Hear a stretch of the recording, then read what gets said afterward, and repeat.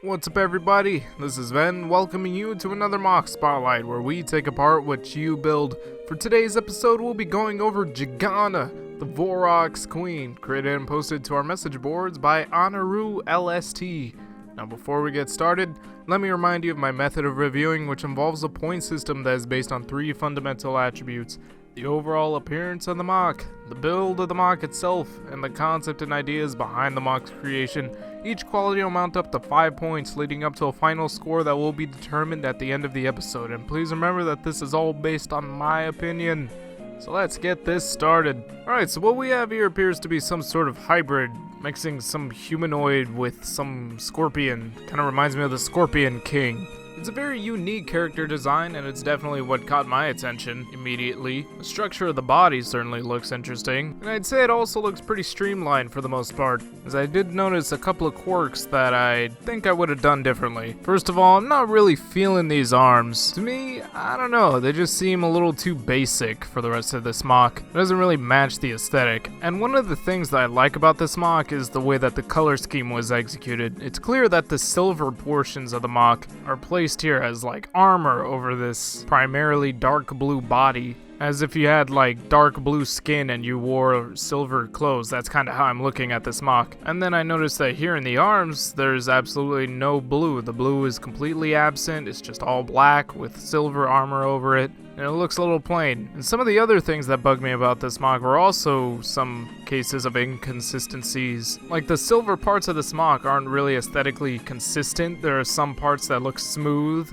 and other parts that have greeble and pistons and all this other detail in them. And I don't really think this looks all too great in the bigger picture. The legs have a similar problem where there's this one leg on each side that looks completely different from the others in terms of texture, and it bugs me. It really bugs me to look at this. You got like 2 different frickin' molds for the legs, and it bothers me way more than it should. Like, did you just not have enough parts? Did you not have enough of that one leg mold? You had to substitute it with this other one? I think an explanation's all I need just to kind of calm down a little bit. And then there are 2 other things that bother me about this MOC. This back part doesn't really look all too clean. You know, it's looking a little rough here. Nothing all too terrible, just feel like this could have been done a bit better. And then, this is gonna sound really lame, but the thumbs really bother me. I mean, this might be more nitpicking than anything, but the thumbs, man, they look really weird. But on some more positive notes, I really do appreciate the color scheme and how consistent it is.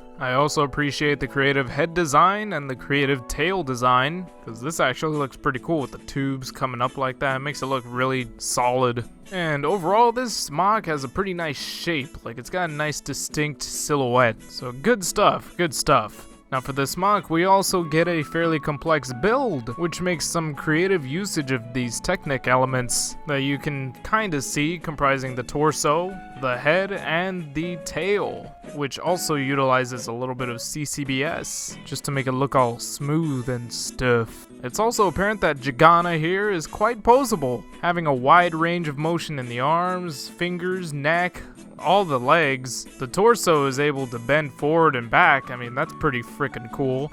And the tail is somewhat articulated, however is a little bit restricted by these hose pieces, which may actually be for the best considering how heavy it looks and how unstable it could be otherwise. But I guess with that said, I could also say, oh well, there may have been a way to make it work just by rebuilding the whole thing differently, but I mean, just look at the end of the tail. We got a function up here. That's pretty cool, right? I mean, one could actually play with this thing. You just hold your hand up to it like this, just firmly grasp it in your hand, pull the trigger, and then boom, firing stinger tail action. Like, holy crap. I mean, all in all, there's not really much I have to complain about. Only thing I can really think of would probably be the legs, simply because they're a very simple build and they didn't turn out looking all too great to me, so I feel like if they were built differently, there's that possibility of them looking better in the end. But it's okay. I mean, they do their job, everything does its job. This MOC is pretty stable, nice solid build. It's yeah, It's okay. Now moving on to talk about the concept for a little bit. From what I've gathered, this MOC was actually inspired by two completely different MOCs. One being the Catapult Scorpion, which was selected to be written into the Bionicle lore as an existing Rahi, and the Obelisk, which was created by the world famous Shadow Gear.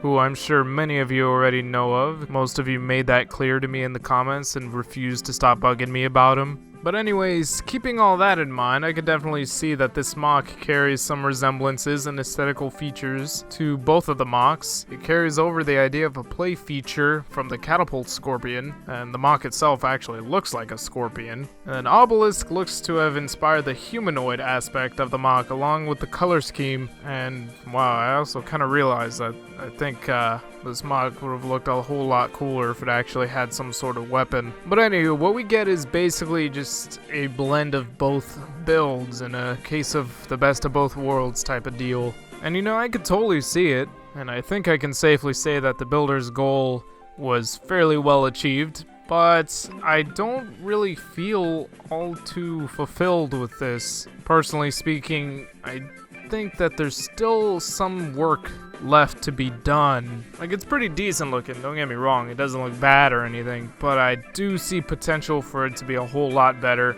And I'd say to the builder, maybe take some more hints from the build of the Obelisk MOC, as I'd say overall that MOC in of itself is very intricate and interesting to look at. So like, if a MOC like this was something that you'd be going for, then I could definitely see some potential for some more interesting results if you kept pushing forward in this direction. And I'm not saying you gotta be exactly like Shadow Gear, that he's God or anything, you gotta do everything just like him to be great. No, what I'm saying is, look at your legs. Look at these legs here, man. You could do way better than this. But yeah. Anyway, another thing to acknowledge that, you know, let's not all forget that this is supposed to be a Vorox queen as well. First of its name and queen of the but you know, the Vorox. Supposed, like, can you see this thing ruling over a whole race of these things? It does share that whole scorpion insectoid motif, but I don't think it resembles a Vorox enough for me to say that I'm totally convinced. I think maybe if the MOC actually shared the tan color scheme, I might lean towards the idea. But for now, I guess I can kinda see it. Just, yeah, kinda. And that's all I gotta say on the matter, so let's move on to the scores and wrap this all up. Now, in terms of appearance, this MOC receives a 3.5 out of 5. It's a pretty good looking MOC. Overall, it's got some cool features to it, but it does also have a good bit of quirks that really do bring it down a good bit for me. So for now, I can only say it's pretty okay.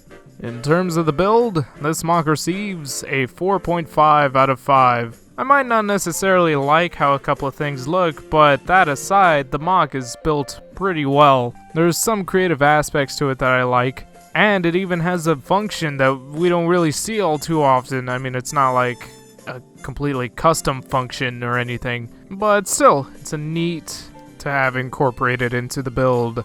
And so as far as the concept goes, this MOC receives a 3.5 out of 5.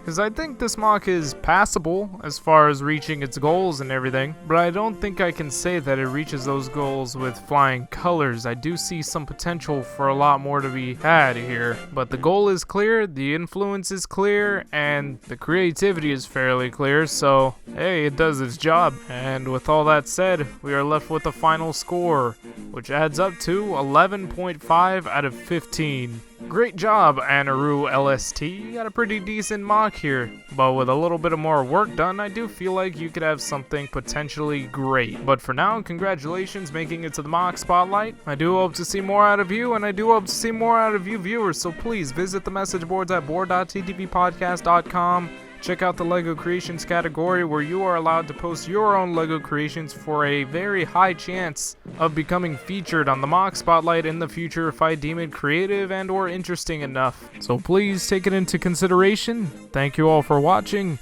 and I'll see you all next time.